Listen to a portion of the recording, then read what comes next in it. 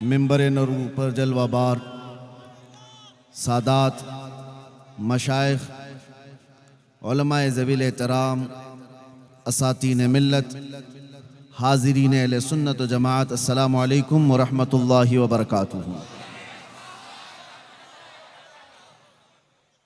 अल्हम्दुलिल्लाह अल्हम्दुलिल्लाहिल हन्नानिल मन्नान अल्लज़ी खलक़ल इंसान व अल्लमहुल बयान वस्सलातु वस्सलामु अला रसूलिही सय्यिदिल इंसी वल जान व अला आलिही व अस्हाबिही ज़विल खैरि वल इहसान अम्मा बअद फ़अऊज़ु बिल्लाहि मिनश शैतानिर रजीम बिस्मिल्लाहिर रहमानिर रहीम वमा उमिरू इल्ला लियअबुदुल्लाह मुखलिसीन लहुद्दीन सदक़ल्लाहु मौलाना अज़ीम। बारगाह रिसालत में आप सल्लल्लाहु तआला अलैहि वसल्लम में एक बार दुरूद पाक का हदिया पेश करें।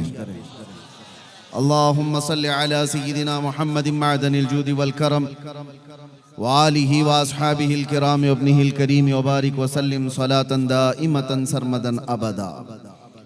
फिर के गली गली तबाह ठोकरें सबकी खाई क्यों, फिर के गली गली तबाह ठोकरें सबकी खाई क्यों, दिल को जो अक्ल दे खुदा तेरी गली से जाए क्यों।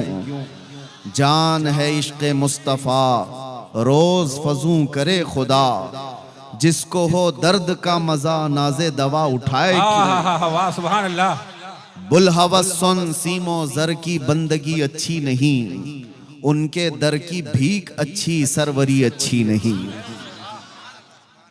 मेरे अजीजों, आलास की सरजमीन पर मैं मेरे करम फरमा आले रसूल सैयद ज़हीर अब्बास साहब क़िबला अदामल्लाहु इक़बालहू के हुक्म पर हाजिर आया हूँ।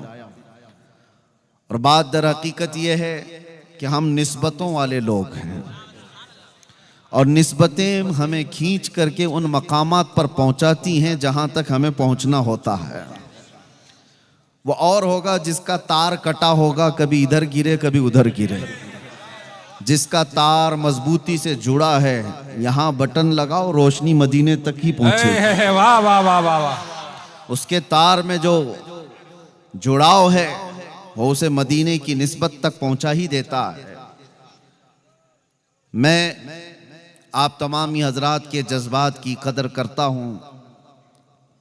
अक्सर व बेशतर नौजवान बाहर से भी आए हुए होंगे और मेरे आने से कबल हर जगह पर मैंने एक चीज़ महसूस किया है, एक बुरी छवि पेश की जाती है पूरे इलाके में। हमारे देश के जो बिरादरान वतन हिंदू लोग हैं, जिस भी समाज से ताल्लुक़ रखते हैं, उनके दरमियान एक चीज़ फैला दी जाती है कि मौलाना भड़काऊ भाषण करता है और लोगों में एक अलग मैसेज जाता है। मेरे अजीज़ों, मैं इसकी सफाई नहीं देना चाहता, लेकिन मैं उनको ये दावत ज़रूर दूंगा कि कभी उनकी फैलाई हुई बातों को तो बहुत सुना, हमारी बातों को भी तो ज़रा सुन लो। वाह वाह वाह वाह। कभी भी हमारा टारगेट कोई कम्युनिटी नहीं है, कोई कौम नहीं है। लोगों ने उसको तोड़ मरोड़ करके पेश किया है। एक बात याद रखें, ये भी एक चालबाजी है। आज पूरी मीडिया इस पर काम कर रही है। अगर आप किसी के बुरे काम को उंगली उठा करके बोलोगे तो कहेंगे ये पूरे समाज को गाली दे रहा है। हमें क्या पड़ी हुई है किसी को गाली देने की, किसी को बुरा कहने की। उस नबी पाक सल्लल्लाहु तआला अलैहि वसल्लम के दीन में हम हैं, जिस रसूल करीम सल्लल्लाहु तआला अलैहि वसल्लम ने रास्ता चलते हुए अकल से जो लोग पैदल हों, जिनका जहनी तवाज़ुन भी खो चुका हो, उनकी बातें तक नबी पाक सल्लल्लाहु अलैहि वसल्लम तवज्जो से सुना करते थे। हमारा ये मिजाज नहीं है। लेकिन एक बात मैं आपको बताता हूं, जो भी किसी भी जगह का हो, वो चाहे टोपी पहना हुआ हो, जुब्बा पहना हुआ भी क्यों ना हो, अगर नबी पाक सल्लल्लाहु अलैहि वसल्लम की तरफ गुस्ताखी की उंगली उठाता है तो फिर हम छोड़ते नहीं हैं।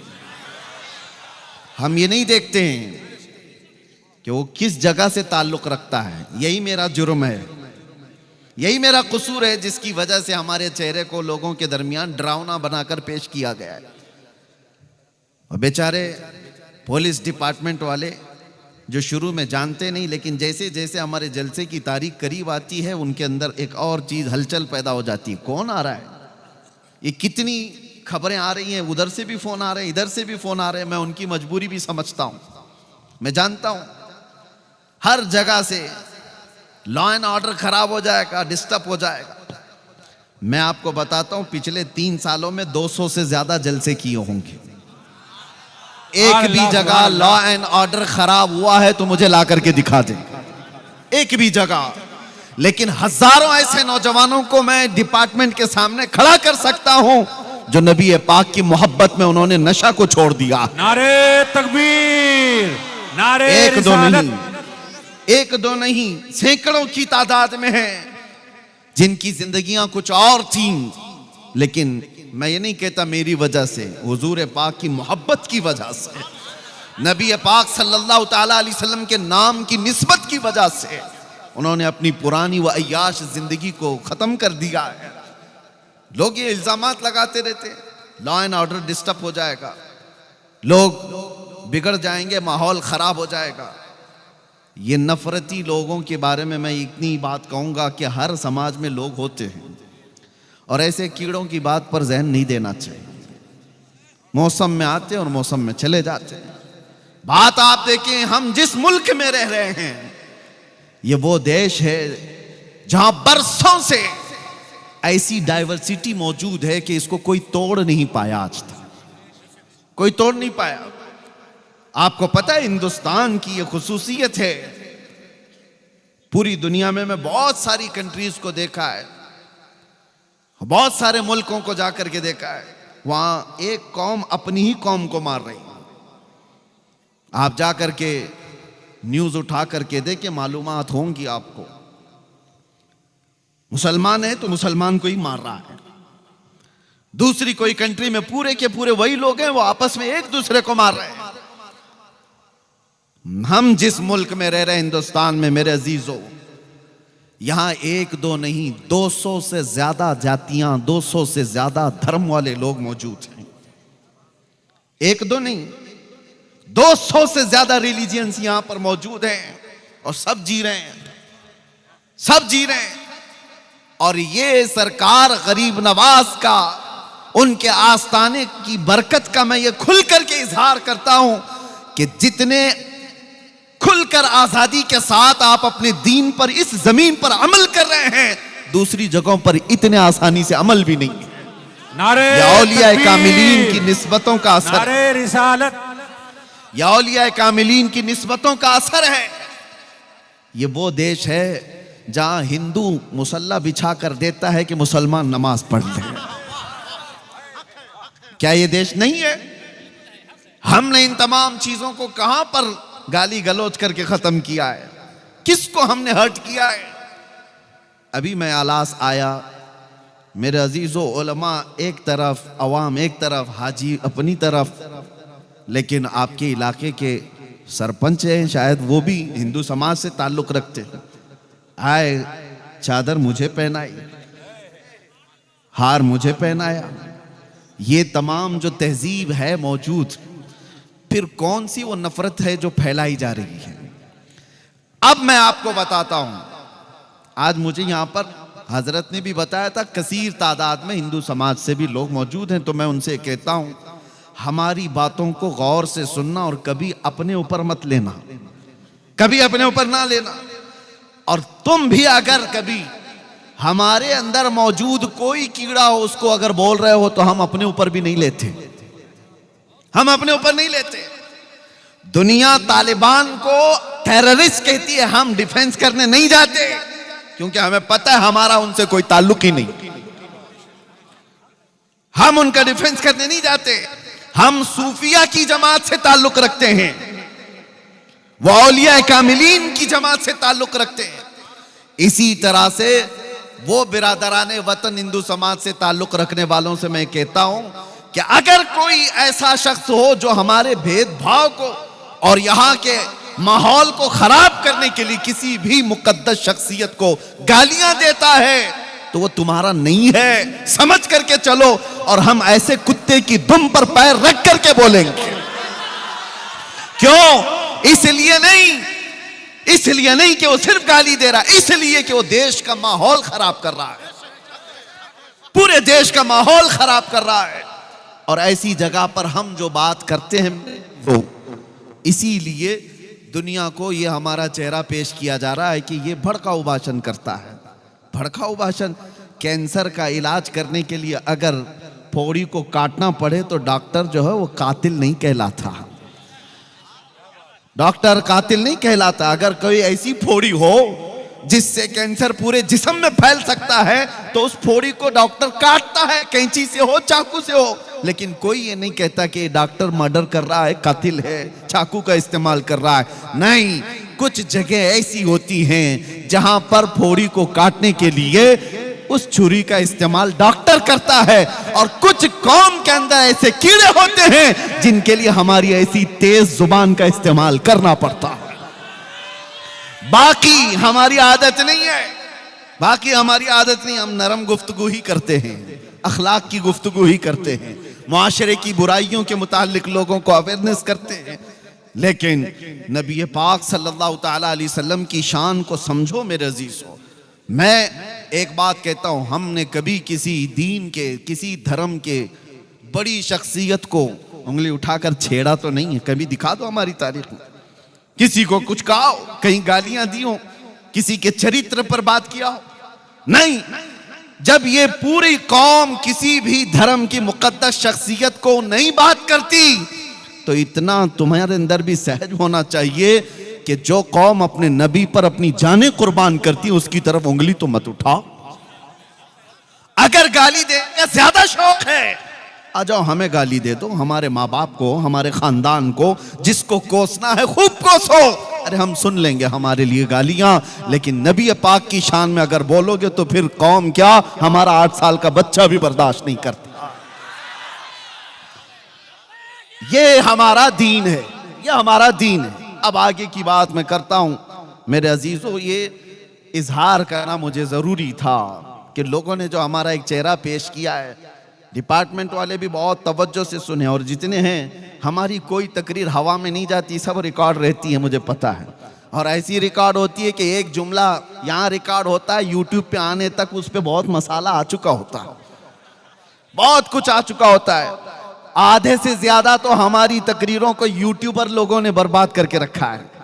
पता नहीं क्या क्या थंबनेल लगा लगा करके पूरी दुनिया को डराते हैं। और कितनी मर्तबा तो मुझे कैद में पहुंचाया, कितनी बार तो आजाद कराया, कितनी बार तो कब्र में भी पहुंचाया। इनका भरोसा नहीं है।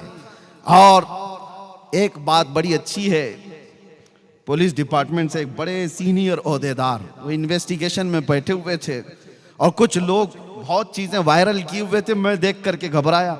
मैं कहा साहब ये तो मैंने कभी कहा नहीं, साहब ये बात तो है नहीं। तो उन्होंने कहा मौलाना बंद कर दो, यूट्यूब पर हम भी भरोसा नहीं करते, इन सब तमाम चीजों पर हम भी नहीं भरोसा करते। कानून की प्रक्रिया है। तो बहरहाल मैं जो बातें कह रहा हूं उसको तवज्जो से सुने। इस पूरी कायनात में अल्लाह तबारक व तआला ने आपको पैदा किया और आपके पास दीन इस्लाम है, और सबसे बड़ी दौलत तुम्हारे पास जो मौजूद है वो कौन सी है? कभी सोचा आपने? दुनिया अगरचे कहती हो सब लुट गए, हमारे सारे हालात खराब हो गए, बच्चे बिगड़ गए, आवारा हो गए, औरतें बेपर्दा हो गईं, एजुकेशन में कमी आ गई, अखलाक में गिरावट आ गई, क़ियादत खत्म हो गई, ये कौम टूटी बिखरी हुई है। सब यही तो कहते हैं आज बैकवर्ड कौम है ये, और इतनी बैकवर्ड कि सबसे नीचे तुम्हारा नाम आने लग गया, कि तुम्हारा एजुकेशन लेवल सबसे नीचे आ गया है। ये तमाम बातें तो आज मौजूद हैं, लेकिन फिर मैं कहता हूं 24 घंटे तुम रडार पे क्यों रहते हो? जब ये टूटी बिखरी हुई कौम है तो फिर हर मीडिया वाले का मुद्दा तुम ही क्यों रहते हो? उस कौम से क्यों डर है लोगों को? एक बात समझ में आती है मेरे अजीजों, कि जिसको इकबाल ने 100 साल पहले कहा था, कुछ बात तो है कि मिटती नहीं हस्ती हमारी, कुछ बात तो है कि मिटती नहीं हस्ती हमारी। सदियों रहा है दुश्मन दौरे ज़मा हमारा, यूनान और मिस्र रोमा सब मिट गए जहां से, बाकी मगर है अब तक नामो निशां हमारा। किस वजह से आज पूरी दुनिया तुम्हें रडार पर रखती है, वो समझ करके चलो। तौहीद की अमानत सीनों में है हमारे, इश्क़े रसूल की अमानत सीनों में है हमारे, आसान नहीं मिटाना नामो निशा हमारा। नारे तकबीर, नारे रिसालत, तहफ़्फ़ुज़ ईमान कॉन्फ्रेंस, अल्लामा मुफ्ती सलमान अज़हरी साहब क़िबला, अल्लामा मुफ्ती सलमान अज़हरी साहब क़िबला। बस अपने ईमान की हिफाजत करो, जो दौलत तुम्हारे पास है वो सबसे बड़ी दौलत है, सबसे बड़ी दौलत है। आज ही मैंने जुमा में एक जुमला आपके सामने अर्ज किया मीरज में, कि क्या आपने बचपन से जब से आंखें खोली मस्जिदों में नमाज तो पढ़ी होगी, पता नहीं कितनी मस्जिदों में सजदे किए, लेकिन क्या कभी सजदा करने के वक्त आपने खुदा की कोई तस्वीर सामने देखी? कभी किसी ने बनाई? नहीं, पूरी दुनिया में किसी मस्जिद में खुदा की तस्वीर नहीं होती, अल्लाह की कोई तस्वीर नहीं है। और मैं कहता हूं एक वाहिद कौम है ये जो बिना देखे सजदे में गिर जाती है, बिना देखे सजदे में गिर जाती है। ये तुम्हारा ईमान है जो अल्लाह ताला की जात पर ऐसा यकीन है तुम्हारा। अल्लाह है, सिर्फ आपने सुना है, देखा नहीं है। और दुनिया में हर आदमी ये कहता है बगैर टच किए बगैर देखे तो मैं मानूंगा नहीं। सारे लोग, अकल वाले लोग यही कहते हैं किसी भी दूसरी चीज के बारे में, लेकिन जब अल्लाह की बात आए तो ईमान वाला कभी ये नहीं पूछता किसी मौलाना से कि मैं देख करके ईमान लाऊंगा, कभी कोई नहीं कहता मैं टच करके ईमान लाऊंगा, नहीं, उसको बचपन से बताया गया अल्लाह है, उसने कभी ये पूछा ही नहीं कैसा है, कहां है, उसको बता दिया गया अल्लाह है। यही ईमान जो आज तक तुम्हें मजबूत रखा हुआ है, ये ईमान है। ये ईमान इतना मजबूत है मेरे अजीजों, तुम्हें न जुमा में कभी प्रचार करके बुलाना पड़ता है। किस मस्जिद में पोस्टर लगता है कि यहाँ जुमा होने वाली है? किसी मस्जिद का ऐलान होता है?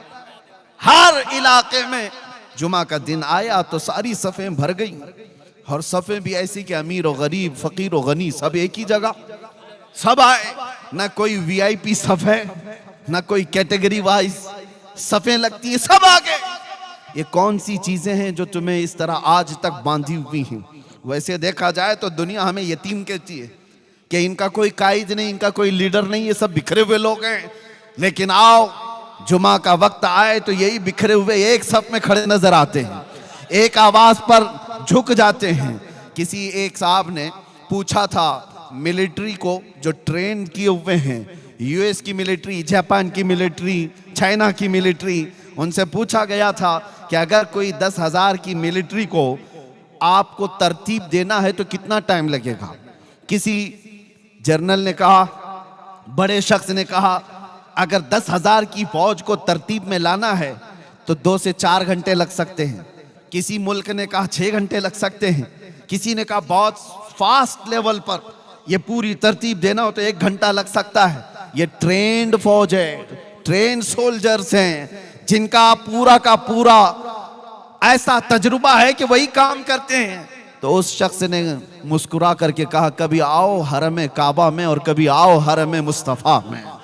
1000 नहीं, 2000 नहीं, 1 लाख से ज्यादा लोग खड़े हैं। इधर इकामत हुई और इधर इमाम ने तकबीर बांधी। ना कोई सफों को दुरुस्त करने वाला पुलिस है, ना कोई वहां पर वॉलंटियर है, कोई नहीं है। सबकी सफ़ें खुद ब खुद दुरुस्त हो जा रही हैं। वहां पर अमीर गनी सबकी सफ़ें खुद लग जाती हैं। मुझे बताओ मस्जिदों में, अरे यहाँ जलसे में भी अगर मौलाना को कह दिया जाए कि यहाँ सबको सीधे खड़ा कर दो तो सुबह हो जाएगी, कोई सीधा नहीं होगा, सुबह हो जाएगी। मुझे पता है अभी जाने के वक्त रास्ता भी नहीं देंगे 1 घंटे तक। ये कौम को जानते हैं। लेकिन मस्जिदों के अंदर ना मौलाना छड़ी लेके आते हैं, ना मौजिन साहब तुम्हें कतार लगाने के लिए आते हैं। कौन है जो तुम्हारी सफों को दुरुस्त कर देता है? कौन है जो हजारों की तादाद में भी हो? हाँ, यही जलसा जो मुझे जाने का रास्ता भी नहीं देगा। अभी मौलाना 1 घंटा ऐलान करें, ये सीधे खड़ा भी नहीं होगा। लेकिन अगर यहां पर कह दिया जाए कि नमाज होने वाली है और तकबीर बोली जा रही है, अपनी सफे लगा दो, तो फिर किसी को छड़ी लेने की जरूरत नहीं। सारी सफे 5 मिनट के अंदर सब सीधी हो जाती है। ये कौन सी ताकत है? ये कौन सी ताकत है? वो ईमान है जो तुम्हारी सफों को दुरुस्त कर देता है। वो ईमान है जो तुम्हारी सफों को सीधा कर देता है। इसीलिए मेरे अजीजों, बार बार मैं एक बात कहता था, लोगों ने उसका दूसरा माना इस्तेमाल कर लिया।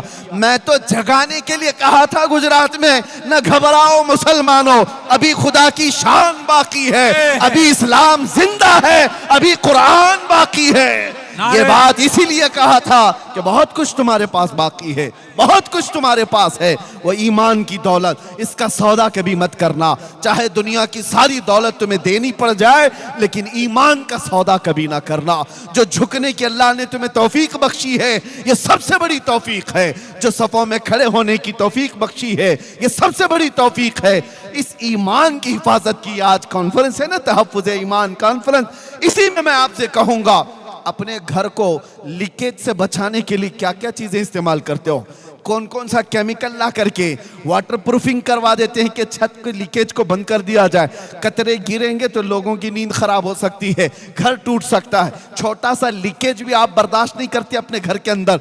और अगर कोई खिड़की, कोई दरवाजा, कोई दीवार दरार लग जाए या कोई हिलने जुलने लग जाए, तो आप फौरन उसकी रिपेयरिंग के लिए कोशिश करने लग जाते हैं। घर के लिए इतना ख्याल है। और अगर आप चल रहे हैं, आपसे किसी ने कह दिया टोपी टेढ़ी है, फौरन सीधी कर लेंगे। जुब्बे पे कोई दाग है, आप धुल करके सीधा कर लेंगे। जिस जिस चीज की तरफ दुनिया इशारा करे कि इसमें कजी है, इसमें टेढ़ापन है, आप फौरन सीधा कर लेंगे। मेरे अजीजों, ये सारी चीजें 4 दिन की भी नहीं है। ना घर तुम्हारा रहने वाला, ना कपड़े तुम्हारे रहने वाले, सब पना हो जाएंगे। लेकिन तुम्हारे साथ अगर कोई चीज जाने वाली है तो वो ईमान की दौलत है, ईमान की दौलत है। कसम खुदा की, अगर उसके अंदर कजी आ गई, उसके अंदर टेढ़ापन आ गया, तो फिर ना तुम्हारी दुनिया सलामत है, ना आखिरत सलामत है। इसीलिए आप पूछ रहे होंगे कि इसके अंदर टेढ़ापन कहां से आएगा, इसके अंदर कजी कैसे आएगी? अरे मियां, टेढ़ापन कजी तो छोड़ो, पूरा ईमान उछक ले जाने वाले चोर भी मौजूद हैं। आला हजरत ने 100 साल पहले कहा था, आंख से काजल साफ चुरा ले, यहां वो चोर भला के हैं। सुना है आपने ये शेर? आंख से काजल साफ चुरा ले। कभी पुलिस वालों से जा करके पूछना, आप थाने में नौकरी कर रहे हो, बहुत साल हो गए, कभी आज तक ऐसा कोई केस रजिस्टर्ड हुआ है कि किसी ने आंख से काजल चुरा लिया किसी का? वो पूछ लो उनसे कि कहीं आपके पास ऐसा कोई केस बुक हुआ है कि फलां बंदे ने फलां की आंख का काजल चुरा लिया? वो भी हंसेंगे, ये कौन सी चोरी है, ये कौन सी चोरी है? लेकिन बरेली का इमाम कह रहा है कि ऐसी चोरी भी होती है, ऐसी चोरी भी होती है। मैं तुम्हें समझाता हूं, आंख से काजल साफ चुरा ले, इसका मतलब वो डब्बी वाली काजल नहीं है, वो कालक वाली काजल नहीं है। आला हजरत फरमाते हैं, एक मुसलमान की आंख का काजल इश्क मुस्तफा होता है। हुजूर की मोहब्बत तुम्हारी आंखों का सुरमा है। वो जो ना हो तो, और वो जो न थे तो। इसी तरह आंख में काजल जो है, वो लगाने वाले काजल की बात नहीं कर रहा हूं, नबी पाक की मोहब्बत, औलिया कामिलीन की निस्बत, अल्लाह की जात पर ईमान, ये तुम्हारी आंखों का काजल है। और इसके चोर दुनिया में बहुत मौजूद है।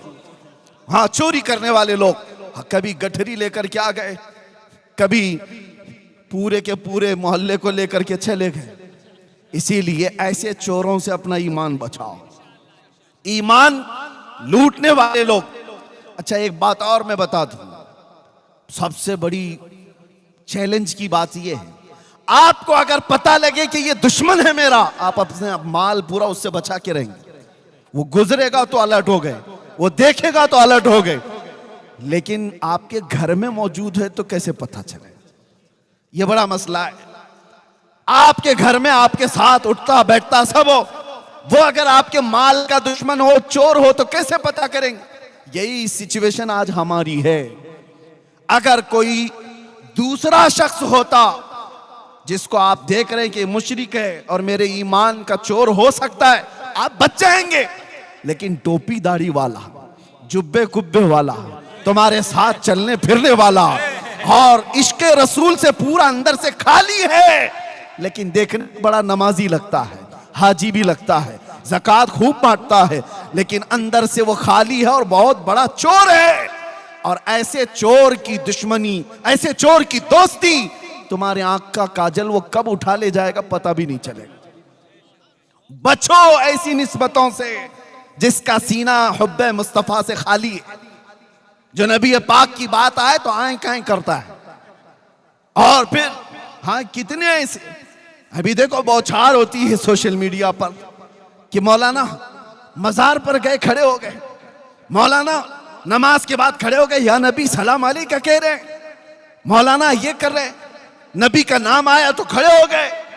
मैं उन जालिमों से कहता हूं, कोई नेता आए तो उसके छाटने के लिए तुम खड़े हो जाते हो। तुम्हें मुबारक दुनिया के वो कुछ है, हमें मुबारक हमारे नबी की इज्जत। हम अपने नबी पाक के नाम पर खड़े होते हैं तो ये अल्लाह की अता है कि अल्लाह ने अपने नबी के गुलाम में ये तौफीक बख्शी है कि वो अपने नबी के नाम पर खड़े होते हैं। ये वो लोग हैं जो साथ रहते हैं और ईमान के डकैत हैं, ईमान के चोर हैं। इसलिए मेरे अजीजों, हर दाढ़ी जुब्बा वाला, हर टोपी कुर्ते वाला ये मत समझ लेना कि साहिब ईमान है, ये मत समझ लेना साहिब ईमान है। बचपन में हमने सुना था कि एक बात कही जाती थी कि काबुल में सब घोड़े नहीं होते, गधे भी होते हैं। इसी तरह से मेरे अजीजों, ये जो सारी चीजें आपको नजर आ रही, बहुत सारे लोगों को, बच्चों को मुझे आज बताना इसलिए जरूरी है कि ये पूरा दीन और ईमान ये गूगल से सीख रहे हैं, ये सारे इंटरनेट से सीख रहे हैं। सोशल मीडिया पर कोई आया, दो आंसू बहाया, क्या बयान है इसका, दिल को छू जाता है। हाँ, उधर फरेफ्ता हो गए। और इनकी मिसाल ऐसी है, मैं आपको बता दूं, हमारे एक बुजुर्ग आलिम दीन ने कहा था, तवज्जो है नौजवानों, सुनो, ईमान की हिफाजत के लिए बात कर रहा हूं। ये अंधा बगोला देखा है आपने, वो वाइट कलर का, क्या कहते हैं आपके यहां? बगोला ही ना, बहुत खूबसूरत दिखता है, बहुत खूबसूरत रहता है। एक बार किसी तालाब में जाकर बैठा और सर झुकाए बैठा है, उसकी खूबसूरती पर कौन नहीं फिदा, और भोलापन भी इतना दिखता है, इतना भोला है, कभी किसी को टच भी नहीं करता। और ऐसी भोलेपन पर कुर्बान होकर छोटी छोटी मछलियां उसमें आ गई, मछलियों में एक शोर मच गया।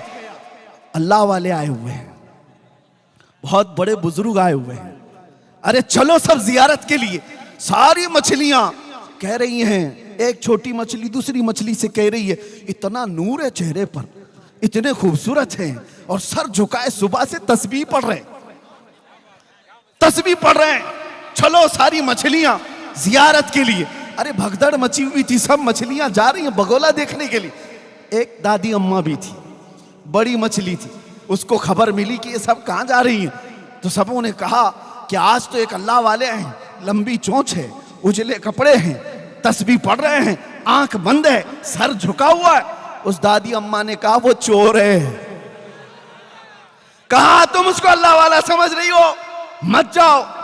तो इतना उसने कहा तो वही हुआ जो हमारे साथ होता है। सारी मछलियों ने कहा, अरे अम्मा ये पुराने ख्यालात की है, यह हमें बुजुर्गों से मिलने से रोकती है। यही कहते हैं ना उलमा, जब किसी बुराई को रोकते हैं तो तुम क्या कहते हो, ये मौलाना लोगों का मसला है, हमें तो अपना ऐश करने दो, हमें एंजॉय करने दो। जब बुराइयों से रोका जाता है, क्योंकि ये नबी पाक सल्लल्लाहु अलैहि वसल्लम के नायब हैं और अल्लाह ताला इनकी जुबान से तुम्हारी इस्लाह फरमाता है। जब ये बोलते हैं उलमा तो कान लगा करके सुनो कि क्यों कहा जा रहा है, क्यों कहा जा रहा है। नौजवानों को ऐसा लगता है कि हमें जीने नहीं देते ये लोग, हर चीज पे रोक टोक करते हैं, तुम्हें बाद में पता चलेगा होगा क्या। दादी अम्मा तो बहुत रोकी, मछलियां सब मुखालिफ हो गई। कहा ये इस बूढ़ी को छोड़ दो, इसने दुनिया कहां देखी, ये पुराने ख्यालात की, हम तो देखेंगे वो बुजुर्ग को, हम तो जियारत करेंगे। और सबों ने मिलकर के जत्थे के जत्थे जा करके जियारत पर चली आई। और मेरे अजीजों, जब बगोले के आसपास सब नमन करने आई होंगी, सलाम करने आई होंगी, बगोला देखता रहा, 2 पैरों में और 1 चोंच में मार करके उड़ गया। वो तो उसके पास 3 चीजें थी, इसलिए वो 3 उठाए, और भी ज्यादा होती तो सबको ले जाता। बाकी डरी डरी मछलियां भागी आई। दादी अम्मा ने पूछा क्या हुआ? सबों ने कहा तुमने जो कहा था वही चोर निकला। क्या बात। इसलिए हर सफेद कपड़ा ये दलील नहीं है कि वो साहब ईमान है। वाह वाह वाह वाह। दिखने में चेहरा भोला भाला हो और हाथ में तस्बीह लेकर के घूमता हो, जरूरी नहीं कि वो अल्लाह वाला है। अल्लाह वाले की पहचान तस्बीह दाढ़ी टोपी से नहीं होती, अल्लाह वाले की पहचान इश्क रसूल से होती है। नारे तकबीर, नारे रिसालत, तहफ़्फ़ुज़ ईमान कॉन्फ्रेंस। लब्बैक या रसूल अल्लाह, लब्बैक या रसूल अल्लाह। अल्लामा मुफ्ती सलमान अज़हरी साहब क़िबला। और अल्हम्दुलिल्लाह हम फख्र है इस बात पर कि ये जो सुन्नियों का मजमा है, हमारे पास दीन गूगल से नहीं आया है, हमारे पास दीन डॉक्टरों से नहीं आया है, हमारे पास दीन वो प्लम्बर और इंजीनियर से नहीं आया है, हमारे पास दीन गौसे आजम से होते हुए आया है, हमारे पास दीन गरीब नवाज से होता हुआ आया, हमारे पास दीन आला हजरत से होता हुआ आया है, हमारे पास दीन सैयदना ज़ैनुल आबिदीन तवक्कुल से होता आया है, हमारे पास दीन निजामुद्दीन का है, हमारे पास दीन ख्वाजा दक्कन से है। ये अल्हम्दुलिल्लाह सुन्नियों की किस्मत में है, हमें गूगल में देखने की जरूरत नहीं। जब दीन देखना होता है हम अजमेर देखते हैं और बगदाद देखते हैं। वाह वाह। हमें पता है ये सीधा रास्ता है। और आला हजरत ने फरमाया या रसूल अल्लाह, तेरे गुलामों का नक्शे कदम है राह खुदा। वाह वाह वाह। तेरे गुलामों का नक्शे कदम है राह खुदा, वो क्या बहक सके जो ये सुराग लेके चले।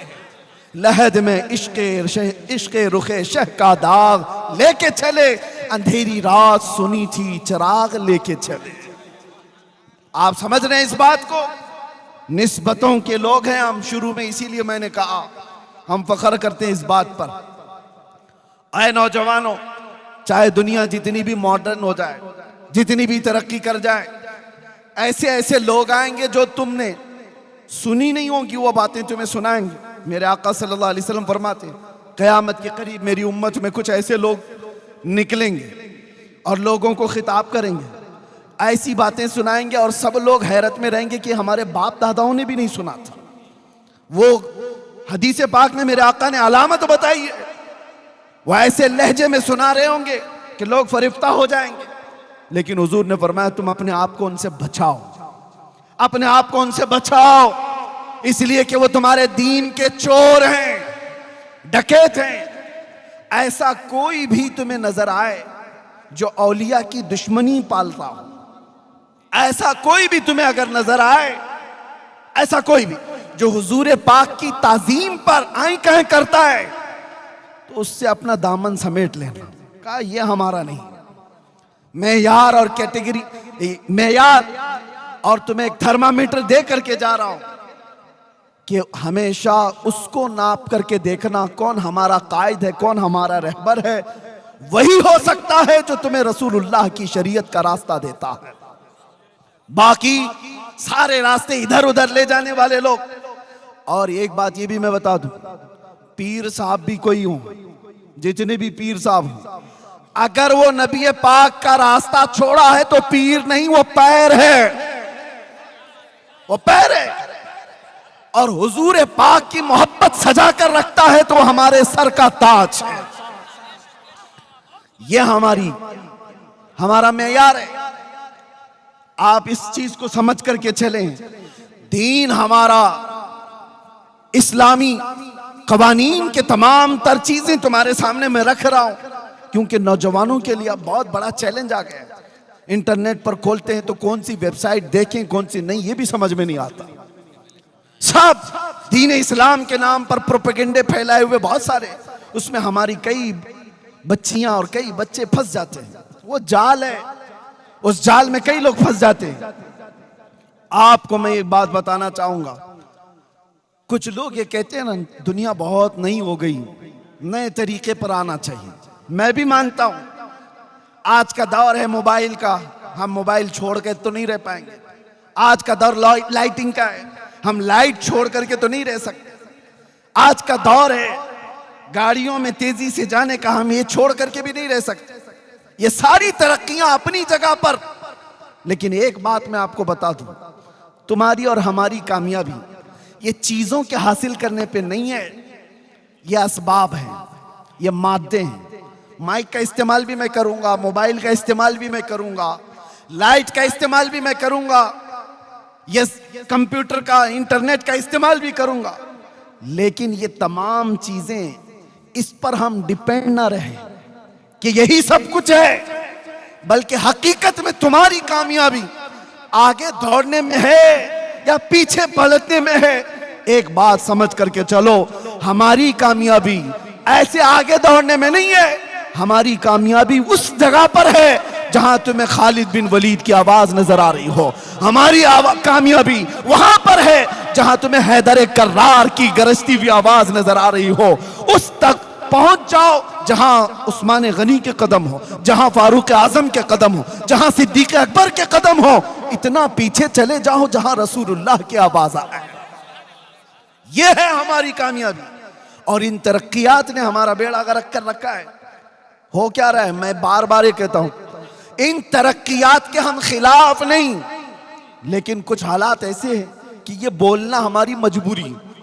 क्या वो अंधेरा ही भला था कि कदम राह पे थे, वो अंधेरा ही भला था कि कदम राह पे थे, रोशनी लाई है मंजिल से बहुत दूर है में। तरक्की तरक्की तरक्की करते हुए रूहानियत खत्म हो गई, रूहानियत खत्म होने लग गई।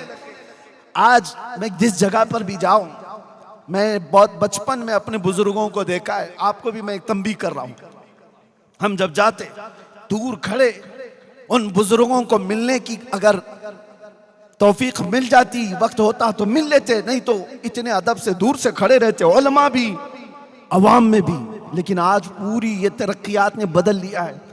अब उलमा को लोग मिलने नहीं, सेल्फी लेने आते हैं। सबसे पहले इनका मोबाइल उठेगा, तकरीर सुनने के लिए यहां पर हजारों की तादाद में होंगे, लेकिन इसमें तो 75% वो हैं जो खुद नहीं सुन रहे, मोबाइल को सुना रहे हो लोग। वो सारे लोग, अरे रिकॉर्डिंग सब मिलने वाली है, लेकिन ये तरक्की ने तुम्हें क्या कर रखा है, तुम्हारी रूहानियत खत्म हो रही है। मस्जिदों में भी यही, मज़ारात में भी यही, हर जगह पर। मैं तो तंग आ गया कि हमारे खाने पीने की भी नहीं छोड़ी जाती। हद तो ये है, कुछ इलाकों पर मैं मेहमान बन करके जाऊं, कमरे में सुबह से शाम तक बैठे हुए हैं, इस्तिंजा के लिए जाने का वक्त नहीं है। और हम कहें भी क्यों नहीं है, आपको मैं बताऊं, अरे इधर बाहर निकले इस्तिंजा जाने, सारे वीडियो चालू, कि आदमी अपनी हाजत भी नहीं करे। ये तुम्हारी तरक्कियात है जो इंसानियत को भी खत्म करती चली जा रही है। हमने देखा है ये तरक्कियात ने कितना बेड़ा गर्क किया है। रास्ते पर एक्सीडेंट हो गया, आदमी तड़प रहा है, खून में लथपथ है, और ये बंदा उसकी वीडियो निकाल रहा है। इंसानियत क्या थी? अरे वीडियो का ख्याल ही कहां, पहले उसका खून तुम्हें तड़पा देता। वो रूहानियत होती, इंसानियत होती, पहले तुम उसकी मदद करते। अरे कोई गटर में गिर रहा है, उसकी वीडियो निकाल रहे, कोई खंबे से गिर रहा है, उसकी वीडियो निकाल रहे कि वायरल हो जाएगी, व्यूज आ जाएंगे। ये तरक्कियात ने तुम्हारा बेड़ा गर्क कर रखा है। इसीलिए मैंने कहा वो अंधेरा ही भला था कि कदम राह पे थे, वो अंधेरा ही भला था कि कदम राह पे थे, रोशनी लाई है मंजिल से बहुत दूर है में। आज मैं एक बात इसलिए ये चीजें छेड़ रहा हूं कि इन तरक्कियात ने तुम्हारा और हमारा ऐसा नुकसान किया है कि रूहानियत को और हमारे अंदर के अदब को खत्म करती चली जा रही है। इसीलिए मेरे अजीजों, ये आस्ताने जो औलिया के हैं, यहां हम क्यों आते हैं पता है? इन आस्तानों पर हमारा क्या रखा है? लोग हमसे सवाल करते हैं, गरीब नवाज के आस्ताने पर क्यों जा रहे हो, क्या मिलने वाला है? हाँ, अमेरिका आओ, यूरोप आओ, यहां तो एक से एक टेक्नोलॉजी मिलेगी। मैं उनसे कहता हूं, तुमने टेक्नोलॉजी पर इतनी मेहनत की कि ये आसमान पर नहीं, चांद पर भी पहुंच गए। तुमने बहुत मेहनत की, चांद पर भी पहुंच गए, प्लेन बना दिया, हजारों को इधर से उधर मुंतकिल करती है, ट्रांसफर करती है। तुमने इंटरनेट बनाया, पूरी दुनिया को ग्लोबल विलेज कर दिया, सारी तरक्कियां मुबारक। लेकिन जिस चीज की भी तरक्की है ना, वो मेटल की तरक्की है। इंसान ने जिस पर मेहनत किया वो मेटल तरक्की कर गया। ये लोहा था, इंसान ने इस पर मेहनत किया, इसको माइक बना दिया है। ये लाइट, इस पर इंसान ने मेहनत किया है, उसको एक शक्ल दे दी है। मैं बात कर रहा हूं, सारी टेक्नोलॉजी तुमने इस मेटल पर लगाई। औलिया के आस्थाने वो हैं जो मेटल नहीं इंसान बनाते हैं, इंसान बनाते हैं। कौन से इंसान? यूरोप के एक बाशिंदे ने कहा था हमारे एक बड़े आलिम दीन से कि आओ हमारे पास, हमने तरक्की इतनी की है कि हमने सयाल मादे से केमिकल बनाए, हम चांद तक पहुंच गए, हम इंटरनेट बनाए, हम एरोप्लेन बनाए, हम कंप्यूटर बनाए, सब सुना। उस आलिम दीन ने कहा ना ना ना ना, मुझे ये सब चीजें नहीं चाहिए, मुझे एक ऐसा आदमी चाहिए, एक ऐसा आदमी जिसकी 2 उंगलियों के बीच से देखे तो 7वां आसमान नजर आए, और नीचे देखे तो 7वां जमीन का हिस्सा नजर आए। उसने कहा ऐसा भी कोई आदमी होता है? हमारे पास मशीनें बहुत हैं, आदमी ऐसा नहीं है। उसने कहा आओ मैं तुम्हें अजमेर लेकर के चलता हूं। वाह वाह वाह वाह। अजमेर, एक मोइनुद्दीन हसन चिश्ती नाम से नौजवान है, एक बुजुर्ग के पास आता है। बुजुर्ग का नाम ख्वाजा उस्मान हारूनी है। बुजुर्ग ने पूछा बेटा क्यों आए हो? कहा आपके पीछे चलने आया हूं, घर बार सब छोड़ आया हूं। उस बुजुर्ग ने कहा जाओ 1000 बार इस्तिग़फ़ार पढ़ो, 1000 बार कुल हु अल्लाह पढ़ो, 1000 बार तुम कलमा तैयबा पढ़ो, फिर आओ मुजाहिदे करवाए। और उसके बाद कहा बेटा ऊपर देखो क्या दिखता है? मोइनुद्दीन हसन चिश्ती ने कहा ऊपर आसमान दिखता है और कुछ भी नहीं। कहा नीचे देखो क्या दिखता है? मोइनुद्दीन हसन चिश्ती ने कहा जमीन दिखती है और कुछ भी नहीं। फिर ख्वाजा उस्मान हारूनी ने कहा करीब आ जा, करीब आ जा। मोइनुद्दीन हसन चिश्ती करीब आए। ये जवान है, वो बुजुर्ग है। मुर्शिद ने अपनी दो उंगलियां मोइनुद्दीन हसन चिश्ती की आंखों पर रख दी और उसके बाद कहा बेटा मेरे 2 उंगलियों के कमान के दरमियान से जानिबे आसमान देखो, अब बताओ क्या दिखता है? मोइनुद्दीन हसन चिश्ती ने नजर उठाई और कहा पहला आसमान भी दिख रहा है, दूसरा और तीसरा भी दिख रहा है, चौथा और 5वां भी दिख रहा है, छठा और 7वां भी दिख रहा है। नहीं नहीं, अर्श खुदा तक नजर आ रहा है। वाह वाह वाह। कहा नीचे देखो, नीचे क्या दिख रहा है? 2 उंगलियों के बीच से, पीरो मुर्शिद की 2 उंगलियों के बीच से मोइनुद्दीन हसन चिश्ती ने देखा और कहा मुझे पहला और दूसरा जमीन का हिस्सा भी, तीसरा और चौथा भी, 5वां और छठा भी, 7वां भी, यहां तक के तहतुस सरा तक नजर आ रहा है। ये तारीख की सच्चाइयां हैं। उस बुजुर्ग आलिम दीन ने कहा ये वाकया बता करके वो यूरोप के तरक्कियात और मॉडर्न दुनिया के बाशिंदे आजा, मैं तुझसे मेटल की तरक्की नहीं पूछता। तुमने मिसाइल भी बनाए, पेट्रोट मिसाइल भी, जो दुनिया को तबाह बर्बाद कर देता है। मैं तुमसे पूछता हूं एक ऐसा बंदा ला करके दिखा दो जो जमीन पर बैठ कर लोहे महफूज को पढ़ लिया करता। वाह वाह वाह। नारे तकबीर, नारे रिसालत, तहफ़्फ़ुज़ ईमान कॉन्फ्रेंस, अल्लामा मुफ्ती सलमान अज़हरी साहब क़िबला, सरज़मीन आला शरीफ, हजरत अल्लामा सैयद ज़हीर अब्बास साहब क़िबला। ये जो आस्थाने हैं यहां इंसान बनाए जाते हैं, इसलिए हम इन आस्थानों पर आते हैं। लोग ये समझते हैं कि सिर्फ बच्चे मांगने आते हैं, बिजनेस मांगने आते हैं। नहीं मियाँ, पहले इंसान बनो, इंसानियत तुम्हारे अंदर आए। और ये आस्थाने सबसे पहले इंसानियत सिखाते हैं, इंसानियत। सूफिया इकराम की तालीमात में सबसे पहली तालीम यह है किसी को ठेस ना पहुंचाओ, किसी को तकलीफ ना पहुंचाओ। यह सूफिया की तालीमात में है। अरे सरकार गरीब नवाज जब यहां पर आए, आज भी उन पर भौंकने वाले कुछ कीड़े हैं। कीड़े नहीं, कुत्ते हैं। भौंकता कीड़ा नहीं है, कुत्ता है। लेकिन मुझे उनसे गरज नहीं। गरीब नवाज की अगर तालीमात देखते, कभी भी उन्होंने अजमेर मोहल्ला में आकर के किसी को ठेस पहुंचाया हो, किसी को मारा हो, किसी को दर्द पहुंचाया हो, तारीख में एक बार भी ला करके दिखा दो। अरे लोगों ने उनका पानी बंद कर दिया और उनका खाना बंद कर दिया, उनके ऊपर पता नहीं क्या क्या चीजें की। लेकिन ये दुर्वेशों के आस्थाने ऐसे हैं, इनका हाल क्या है पता है?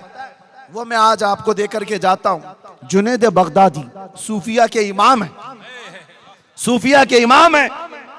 एक बार अपने मुरीद के साथ जा रहे थे दरिया दजला के पास, और दरिया में देखा ये बिच्छू डूब रहा है। बिच्छू को तैरना नहीं आता, आपने हाथ डालकर बिच्छू को निकालना चाहा कि डूब जाएगा, मर जाएगा। जैसे ही आपने हाथ डाल करके निकाला और बिच्छू ने डंक मार दिया, आपने हाथ झटक लिया, फिर गिर गया। दूसरी मर्तबा फिर उसको उठाए। बिच्छू का डंक ये आसान नहीं है, बहुत जहरीला होता है और तड़पता है आदमी। जुनैद बगदादी ने दूसरी मर्तबा बिच्छू को उठाया, फिर डंक मार दिया, फिर आपने पटक दिया, लेकिन छोड़ा नहीं उसको। उनका मुरीद साथ में है, देख भी रहा है। तीसरी मर्तबा जुनैद बगदादी ने मजबूती से उसके डंक को पकड़ा और उठा करके बाहर फेंक दिया। बिच्छू चलता हुआ सूखे में चला गया, लेकिन डंक का असर तो था। मुरीद ने पूछा, हुजूर वो मूजी जानवर है, ईजा देने वाला, जहरीला, वो डंक पे डंक मार रहा है और आप उसको बार बार निकाल रहे हैं। जुनैद बगदादी ने सूफिया का मैसेज दिया, अपने मुरीद से कहा, बिच्छू की आदत है डंक मारना, वो अपनी आदत पर अमल कर रहा है। सूफिया की आदत है मदद करना, मैं अपनी फितरत पर अमल कर रहा हूं। नारे तकबीर, नारे रिसालत, फैजान औलिया किराम, फजाइल औलिया किराम। इसलिए मेरे अजीजों, ये तसव्वुफ की तालीमात है, औलिया की तालीमात है, जहां से हमें ईजा देना नहीं सिखाया गया है, डंक मारना नहीं सिखाया गया है, डंक मारने वाले को भी उठाना सिखाया गया है। ये तालीमात है हमारी। अब आओ आगे एक और बात मैं आपसे कहता हूं, इन औलिया के आस्थानों पर हम क्यों आते हैं? यही बात चल रही है। बात इसलिए चल रही है कि यहां सिर्फ बच्चे मांगने नहीं आते, बिजनेस मांगने नहीं आते, इंसान बनने के लिए आते हैं। इंसान बनने के लिए आते हैं कि अखलाक इनके अंदर आ जाए। ये हर धर्म में मौजूद है, हर रिलीजियन में आप देखेंगे कुछ लोग तपस्या करते हैं आत्मा की शांति के लिए, वो अपनी अपनी तपस्या कर रहे हैं। ये सूफिया कामिलीन वो लोग हैं जो मैल कचेल वाला जो इंसान है, जब इनके पास आता है तो अपनी नजरों से उसके दिल को साफ करते हैं, उसको इंसान बनाते हैं, अखलाक सिखाते हैं। जो उसके अंदर बुराइयां आ गई हैं शैतान की तरफ से, उसको निकाला जाता है। बहुत सारी बुराइयां, आज हालात हमारे ऐसे खराब है मेरे अजीज, हमें कोई साफ करने वाला मुर्शिद भी दिखता नहीं। मैं सबकी बात नहीं कर रहा हूं, अक्सर कौन है जो हमारी तरबियत करता हो, जो नजरों से हमारे दिलों को पाक करता हो, हमारी रूह को बुलंदी पर पहुंचाता हो? ऐसा कोई दिखता नहीं। इसलिए आज हम आस्थानों पर आते हैं, इसलिए नहीं कि सिर्फ यहां चादरें चढ़ाओ, संदल चढ़ाओ, फूल चढ़ाओ और चले जाओ। अरे उन औलिया को तुम्हारी चादरों की कोई जरूरत नहीं, अल्लाह ने उनको जन्नती चादर पहनाया हुआ है। अल्लाह तबारक व तआला ने उनको जन्नती लिबास पहनाया। एक चादर रखी जाती है इसलिए कि मुमताज हो, यह आम खबर नहीं है, यह अल्लाह वाले की खबर है। लोग अगर हमसे सवाल करते हैं तो उसकी वजह भी मैं बता देता हूं कि अगर हमारे औलिया कामिलीन की कब्रों पर चादर रखी जाती है तो क्यों काबे पे गिलाफ क्यों चढ़ाया गया है? इसलिए कि वो आम घर नहीं है, वो अल्लाह का घर है। कुरान पे गिलाफ क्यों होता है? इसलिए कि वो आम किताब नहीं है, अल्लाह की किताब। इसीलिए वली पाक के आस्ताने पर चादर रखते हैं, ये बताने के लिए कि आम कब्र नहीं है, अल्लाह वाले की कब्र है, वो मुमताज रहे। मस्जिद पे मीनार क्यों होता है? बगैर मीनार के क्या नमाज नहीं होगी? मीनार का नमाज से कोई ताल्लुक ही नहीं। क्यों रखा जाता है? सिर्फ इसलिए कि उसकी अजमत और उसकी शौकत लोगों को पता चले, ये आम घर नहीं है, अल्लाह का घर है, अलग रखा जाता है। हाँ, बाकी रही बात, लोगों ने इसी को सब कुछ समझ लिया कि चादर पे चादर, चादर पे चादर, चादर पे चादर, वो 1 फीट से जाकर के 10 फीट की हो जाए, पुल पे पुल। हाँ ठीक है, फूल इसलिए रखे जाते हैं कि जब तक वो तरोताजा होते हैं वो तस्बीह पढ़ते हैं, कब्र वाले को उसका फायदा है। लेकिन बहुत सारी चीजें मेरे अजीजों, आस्ताने इसके लिए नहीं है। आस्ताने इसलिए हैं कि हमारा दिल का मैल कचेल इनकी बारगाह में हाजिरी पर धुल जाए, पाक हो जाए। और जो गया और वैसा ही मैला दिल लेकर के आया तो वो क्या हाजिरी दिया, कौन सी हाजिरी दिया और कौन से उर्स में आया। उसके ना अखलाक बदले, ना उसके अंदर की कोई चीज नहीं बदली, तो क्या आस्ताने पर आया और क्या चला गया। इसलिए आज ये बात भी मुझे बतानी जरूरी है। तीसरी एक बात कि हम इंसान बनने के लिए आते हैं, अखलाक सुधारने के लिए आते हैं। तीसरी एक बड़ी बात कि आज बहुत बड़ा टेंशन है, जो मैंने कहा ना, चोर घूम रहे हैं, ईमान छीनने वाले।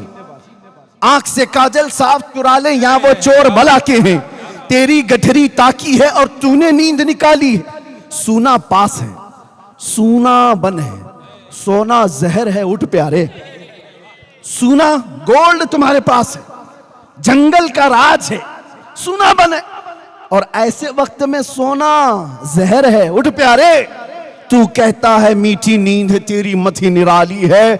शहद दिखाए जहर पिलाए, कातिल डाइन शोहर कुश, इस मुर्दार पे क्या ललचाए, दुनिया देखी भाली है। अब मैं आपसे कहता हूं, इन चोरों से बचोगे कैसे। अरे आपके घर में माल रखा है, तिजोरी में है, कहीं पर भी है, फिर भी अगर डर लगता है तो पुलिस से जाकर कह दोगे, साहब मुझे डर लगता है फलां चोरी कर लेगा, पहले से इंटीमेशन दे देता हूं, ये चोर है, ये मेरे घर के आसपास घूम रहा है, कभी भी चोरी कर सकता है, मैं आपको बता रहा हूं। तो पुलिस आपकी सिक्योरिटी के लिए वो अपनी मेहनत लगाएगी, वो कोशिश करेगी कि इसका घर लुटने ना पाए। ये तो अपने घरों को चोरी होने से बचाने के लिए पुलिस के पास गए।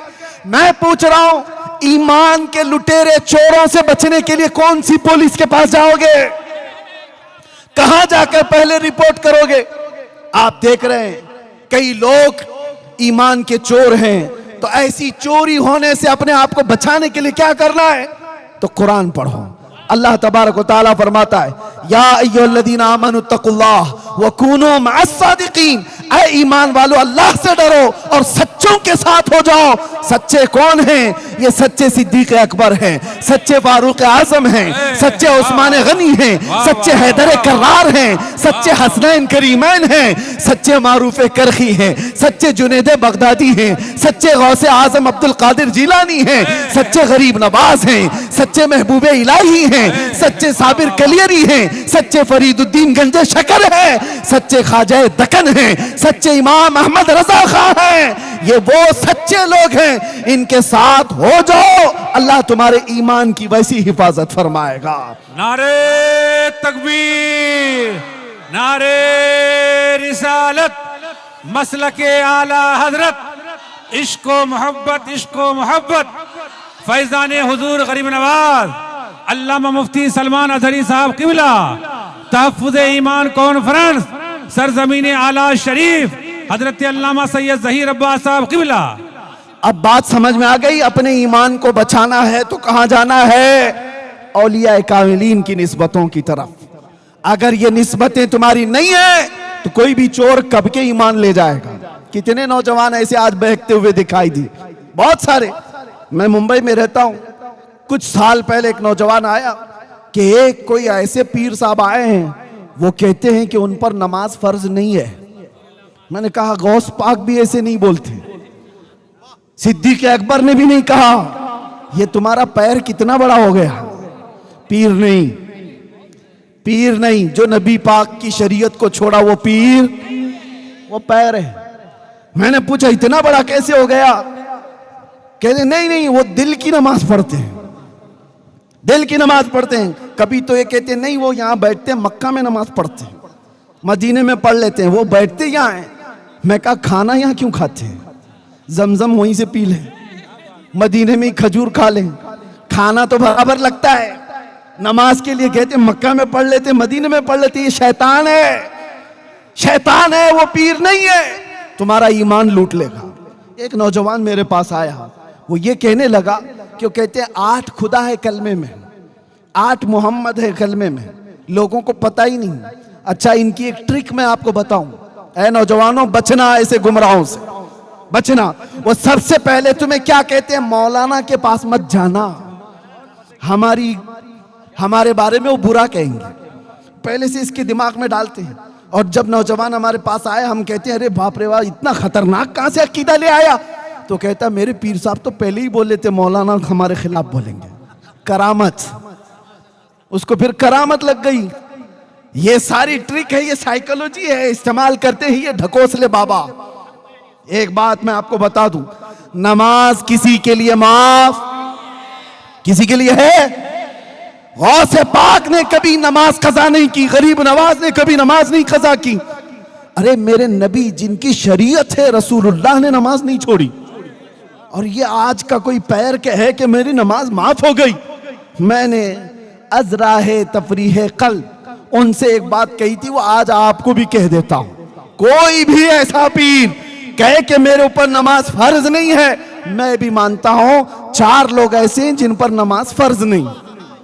4 लोग ऐसे हैं जिन पर नमाज फर्ज नहीं। या तो पहला, नाबालिग बच्चा, नाबालिग बच्चे पर नमाज फर्ज नहीं। या तो पागल हो तो नमाज फर्ज नहीं, नमाज अकल वाले पे है, नमाज पागलों पे नहीं है। 2 हो गए। नंबर 3, औरत की हर महीने जो माहवारी आती है उतने दिनों उसको नमाज फर्ज नहीं, नमाज माफ है उसको। 4थे नंबर पर औरत को बच्चा हो जाए, बच्चे के बाद 40 दिन या उससे कम जितने भी निफास की हालत है, उन दिनों में औरत को नमाज माफ। 4 ही लोग हैं जिन पर नमाज माफ है। मैं मुरीद साहब से पूछा और पीर साहब से पूछो, ये 4 में तुम कौन से हो?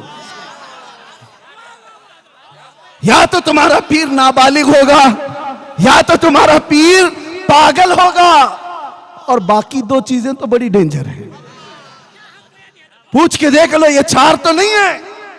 और ये स्प्रे ऐसा मारा था, 8 साल हो गए अभी तक आया ही नहीं पीर साहब। इसलिए याद रखो, बाखुदा खुदा का यही है दर। जो रसूलुल्लाह को छोड़े वो दर है ही नहीं, वो रास्ता ही नहीं है। बाखुदा खुदा का यही है दर, नहीं और कोई मफर मकर जो वहां से हो यही आके हो, जो यहां नहीं तो वहां नहीं।